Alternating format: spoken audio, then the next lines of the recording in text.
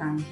Мен Семей қаласы Назарбаев зияткерлік мектеп-интернатында медбике болып жұмыс жасаймын. Сіздердің назарларыңызға үй жағдайында сколиозға қарсы жасалатын қысқа әрі қарапайым жаттығуларды ұсынамын.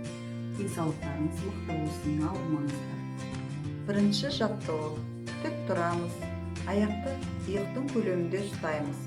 Жаттығу таяқшасын басымыздан жоғары ұстап, алдыға еңкейеміз. Осылайша 6-7 рет қайталаймыз.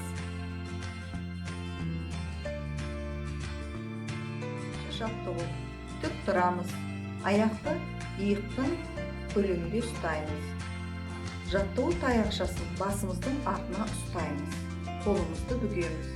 Демімізді шығарып, қолды жоғары түзу көтереміз. Осылайша 6-7 рет қайталаймыз. Жаттығу. Жерге отырамыз. Қолымызды артқа қоямыз.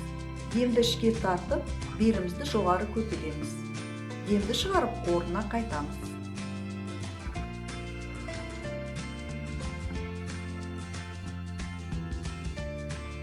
Осылайша 6-7 рет қайталаймыз. Үшінші жаттығу. Жерге ішпен жатамыз. Екі қолды жоғары көтеріп, түзу ұстаймыз. Демді ішке тартып, қол мен аяқты бірге көтереміз.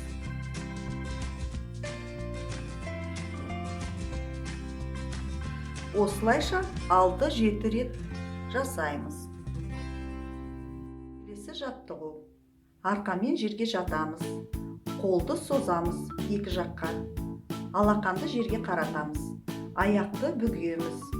Басымызды бір жаққа, аяқты екінші жаққа қисайтып созылып жасаймыз. Осылайша 6-7 рет созылып жасау керек.